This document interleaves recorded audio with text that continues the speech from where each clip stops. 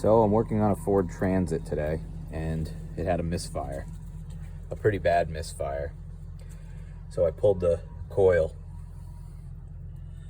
That one looks good. There's the spark plug. This one, spark plug swimming in oil. That's not good. Number 3, that one's swimming in oil. Number 4, can't even see the spark plug, just my reflection.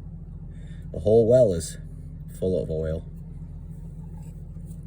I don't believe that that's supposed to be like that. Yeah, that's never good. Gotta love them.